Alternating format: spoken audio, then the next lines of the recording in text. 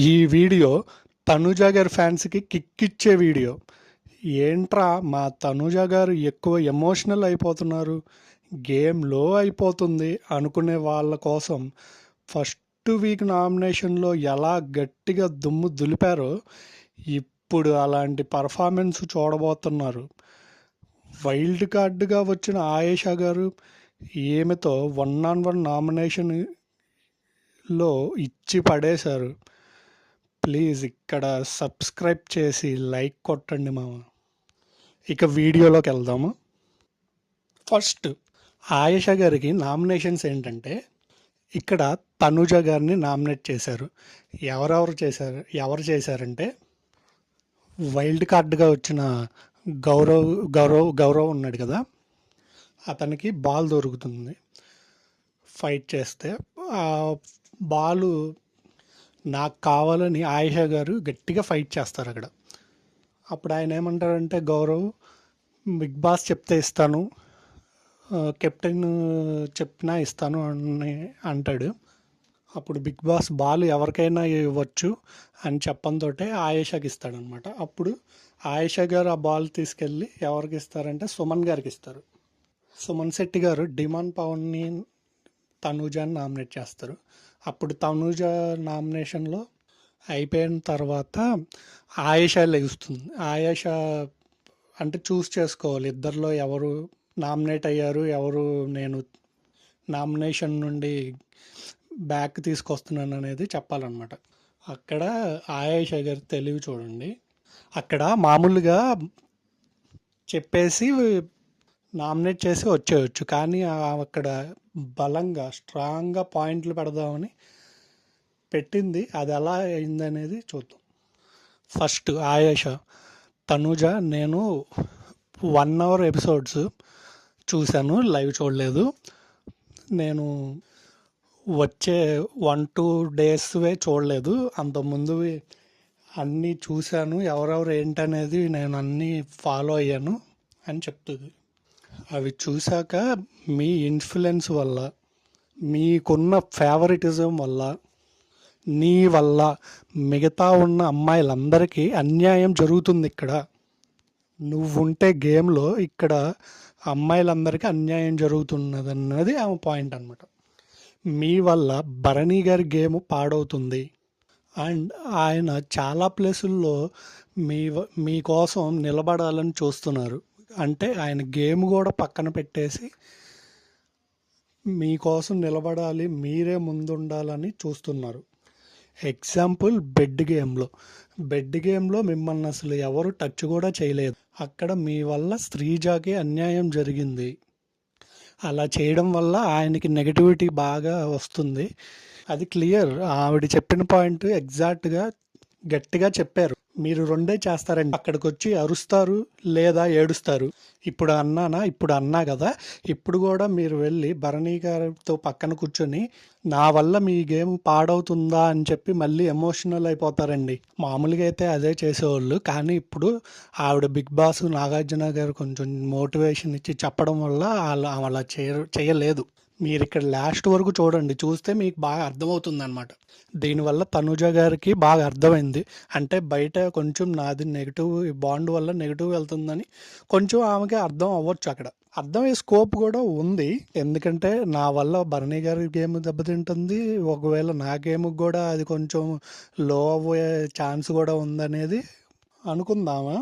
ఇక్కడ అయిపోతుంది, ఇక తనుజ గారు మళ్ళీ లో అవుతారు అని అనుకున్నా. నేను చూసిన వెంటనే నేను అనుకున్నా అలాగా.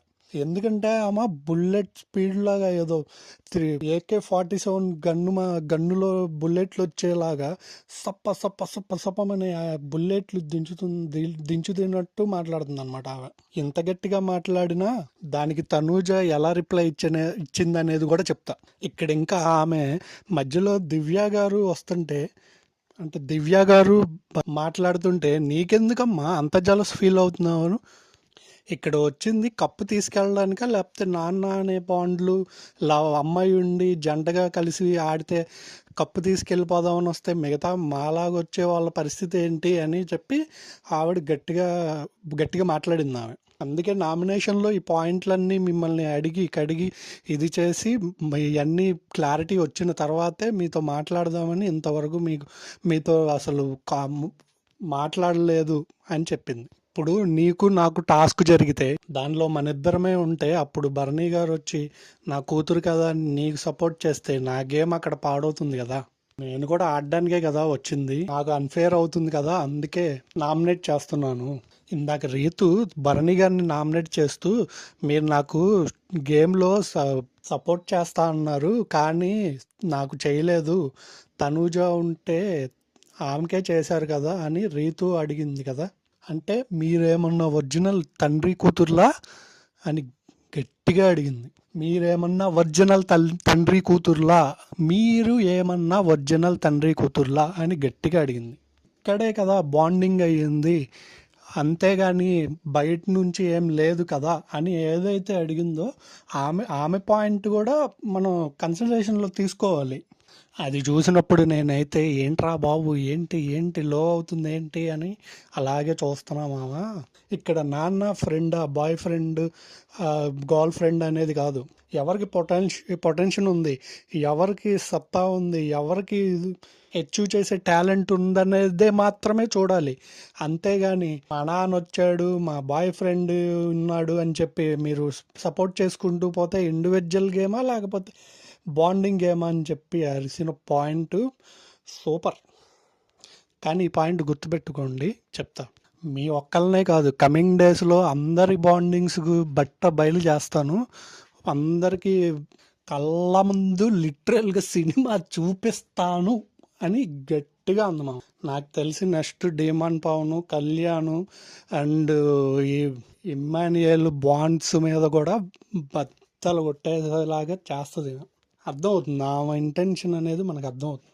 ఇన్ని చెప్పిన ఆయుష దొరికిపోయింది అలాగో తెలుసా. నా చెప్పేది డైలాగ్ గుర్తుంచుకోమని. సూపర్ పొటెన్షియల్ ఉండేవాళ్ళు, గట్స్ ఉండేవాళ్ళు, మాటలు ఉండేవాళ్ళు మాత్రమే ఉండాలి అని చెప్పిందా. అంతకుముందు జరిగిన శ్రీజ సుమన్ శెట్టి ఎలిమినేషన్ రౌండ్లో ఉంది చూసారా, శ్రీజాని నా ఎలిమినేట్ చేసింది. ఇన్ని చెప్పినా అక్కడ దొరికిపోయింది. ఆమె రివ్యూస్ అన్ని ఎపిసోడ్స్ అన్ని చూసొచ్చింది అని చెప్పింది మనకి. అన్ని చూసినప్పుడు సుమన్ శెట్టి అండ్ శ్రీజానే కదా ఎక్కువ పొటెన్షియల్, ఏమన్నట్టు పొటెన్షియల్ గట్స్ ఉన్నాయి అనేది తెలిసింది. అక్కడ దొరికిపోయింది ఏమో. అప్పుడు తనూజ ఇందాక బాల్ ఇవ్వలేదు అని ఏడుస్తూ బాత్రూమ్కి ఎందుకు వెళ్ళు అని చెప్పి తనూజ గట్టిగా మాట్లాడింది. వాళ్ళు బాల్ ఇవ్వలేదని చెప్పి నువ్వెందుకు రిక్వెస్ట్ చేసావు, నువ్వెందుకు ఏడుస్తూ బాత్రూమ్కి వెళ్ళావు, అది ఎమోషనల్ కాదా, నన్నే ఎమోషనల్ అని చెప్పావు, మరి అది ఎమోషనల్ కాదా. దానికి ఆయేష అమ్మ మేము గ్రూప్గా ఉండి సపోర్ట్తో ఆడుతున్నాము, అతను బాల్ ఇవ్వలేదు అందుకే నేను రిక్వెస్ట్ చేసి అడిగాను అని అంది. అప్పుడు తనూజ అదే కదా నేను అనేది, అక్కడ బెట్ టాస్క్లో కూడా మేము అందరూ గ్రూప్గానే సపోర్ట్ తీసుకున్నాము, గ్రూప్గా ఆడాము, అందుకే నన్ను ఎవరు టచ్ చేయలేదని బలంగా చెప్పిందండి. చాలా గేమ్లు అప్పుడు ఆయుష చాలా గేమ్లు నాన్న సపోర్ట్ చేయలేదని బాధపడ్డావు, ఎమోషనల్ అయ్యో అని అంటది. అప్పుడు తనూజ ఏ గేమ్లో అయ్యానని చెప్పు అంటే అప్పుడు ఆయేష ఏమంటుందంటే నాకు అవన్నీ చెప్పడానికే వచ్చా